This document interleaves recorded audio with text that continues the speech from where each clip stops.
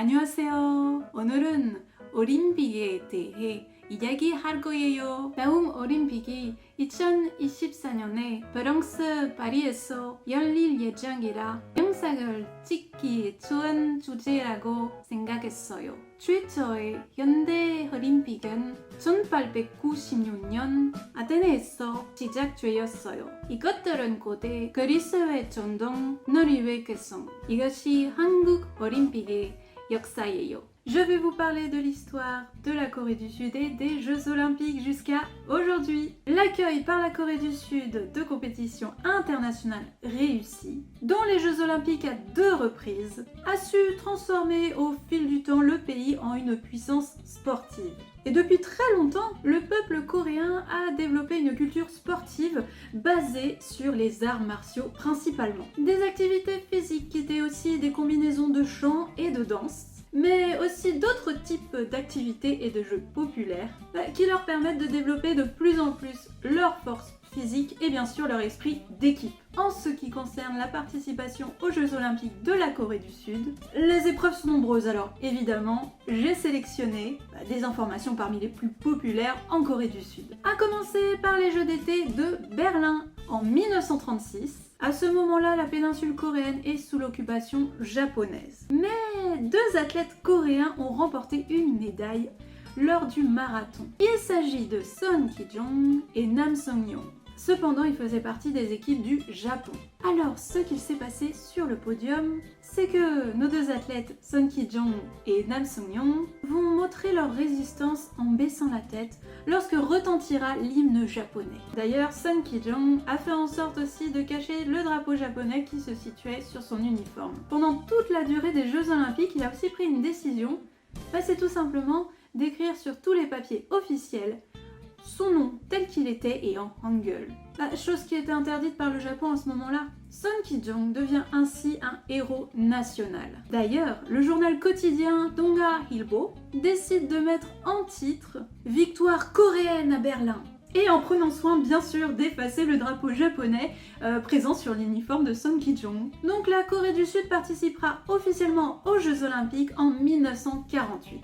Et c'est à ce moment-là qu'elle gagnera encore une médaille. Mais attention, en tant que nation indépendante cette fois-ci. Oui, car c'est aussi à cette période que la péninsule coréenne est scindée en 2 parties. Donc nous allons retrouver la Corée du Sud et la Corée du Nord. Alors à cette édition de 1948, qui a eu lieu à Londres, la Corée est représentée par 46 athlètes, dont Kim Sang-ji en haltérophilie et Han Soo-han en boxe, qui ont remporté chacun une médaille de bronze. Mais il y avait aussi une femme qui s'appelait Park Bong-sik. Elle a participé au lancer de disques féminin et sera ainsi la première femme à représenter la Corée du Sud aux Jeux Olympiques. La nation fait ensuite son retour pendant les Jeux d'hiver après avoir raté ceux-ci en 1952. Eh bien oui, il y avait la guerre de Corée à cette période. Donc c'est en 1956 que nous retrouvons la Corée ensuite, qui remportera sa première médaille d'argent, aux côtés d'une autre médaille de bronze, oui, tant qu'à faire. En 1960, par contre, ce sera la seule édition où la Corée du Sud ne remportera pas de médaille. On avance encore un petit peu, on se retrouve aux Jeux Olympiques d'été à Montréal en 1976. Yang Jung-mo recevra une médaille d'or dans la division poids-plume de lutte. Par la suite, la Corée du Sud a su se classer parmi les plus grandes puissances sportives dans les années 80. D'ailleurs, en parlant des années 80, 1980 est une année qui sera marquée par le boycott des Jeux Olympiques par la Corée, accompagnée d'une vingtaine d'autres pays, puisque ces JO sont organisés en Union soviétique. On avance encore un petit peu dans le temps et on se retrouve en 1988. Les Jeux Olympiques d'été se déroulent pour la première fois en Corée et ce sera à Séoul. La Corée du Sud est à ce moment-là le 2e pays d'Asie à organiser les Jeux Olympiques. Et d'ailleurs, la Corée a tout fait pour que ces Jeux soient ceux de la réconciliation. Alors, elle y parvient en partie, puisque 161 pays y auront envoyé des représentants. Bon, en revanche, elle n'a pas réussi à réaliser l'unité qu'elle souhaitait avec la Corée du Nord. en plus malheureusement d'un boycott de 7 pays sur cette année-là. Mais en tout cas, un grand nombre de médailles y seront remportées, ce qui conduira la Corée du Sud à la 4e place du classement des médailles. Un succès tout comme au tir à l'arc, avec Kim Soo-hyun qui remportera 2 médailles d'or en équipe et en individuel. D'ailleurs, c'est la plus titrée de l'histoire moderne du tir à l'arc, et elle est déjà considérée comme l'une des plus grandes archères du monde.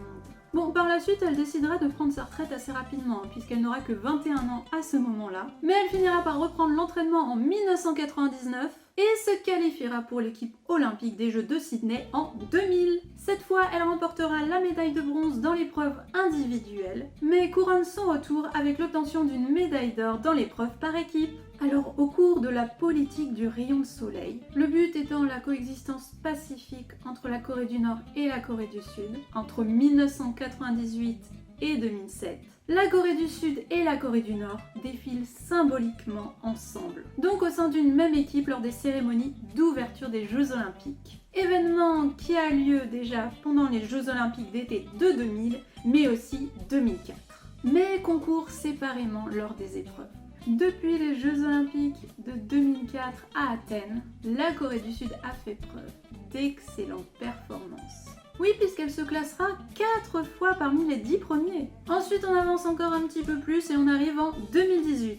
Les Jeux d'hiver, quant à eux, auront été marqués par le défilé et le port du flambeau olympique par les athlètes des 2 Corées lors de la cérémonie d'ouverture. Et maintenant, nous voici pendant les Jeux Olympiques de Tokyo, donc 2020-2021, vous savez évidemment avec le coronavirus.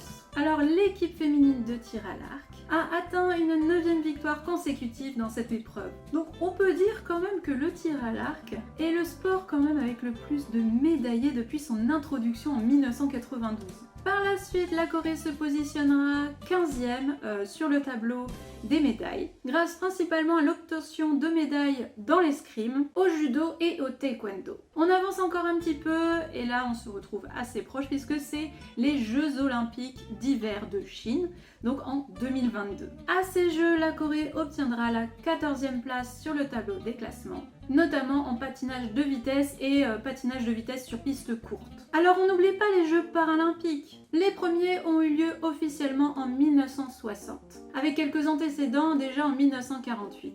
La Corée du Sud, quant à elle, y participe officiellement en 1968. Sa première apparition se fait lors des 3e Jeux paralympiques de Tel Aviv, et depuis, elle a participé à tous les Jeux. La première médaille d'or a été obtenue sur l'épreuve du tennis de table, aux Jeux paralympiques de Heidelberg en 1972. Il s'agit de Song Shin-nam, qui a ensuite remporté une autre médaille d'or dans l'épreuve par équipe. Alors on avance encore un petit peu. Lors des Jeux Olympiques d'été de Séoul, donc je vous le rappelle 1988, le terme paralympique a été utilisé officiellement à partir de cette période-là, et pour la première fois. Alors, lors de sa participation aux Jeux Olympiques d'été de Barcelone en 1992, la Corée du Sud, comptant 66 concurrents, finira par remporter 44 médailles, 11 en or, 15 en argent, 18 en bronze, et terminera 12e sur le tableau des médaillés. On avance encore un petit peu, on se retrouve en 2010 lors des Jeux de Vancouver.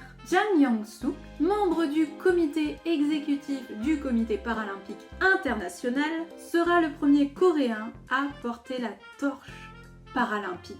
Je précise aussi que la première médaille d'or qui aura été obtenue pendant les Jeux paralympiques d'hiver est celle de Shin Mi-yoon, et ce dans l'épreuve du cross-country. Ces Jeux d'ailleurs à ce moment-là avaient lieu en Corée aussi, mais cette fois-ci à un autre endroit puisque c'était à Pyeongchang. Et c'était en 2018. Alors, pour nos Jeux d'été de 2020-2021, sur 86 compétiteurs, 24 médailles ont été remportées et la Corée sera 17e sur le tableau des médaillés paralympiques. Ils ne feront malheureusement pas partie des 17 premiers pays lors des Jeux de 2022 en Chine. Et bien, la suite au prochain épisode en 2024. Je vous présente pour finir un autre événement qui aura lieu parallèlement en Corée du Sud en 2024. Il s'agit des 4e Jeux Olympiques d'hiver de la jeunesse. Ils se dérouleront dans la province de Gangwon, qui a déjà accueilli les Jeux Olympiques qui étaient donc à Pyeongchang en 2018 si vous vous rappelez. Ces premiers JO de la jeunesse d'hiver organisés en Asie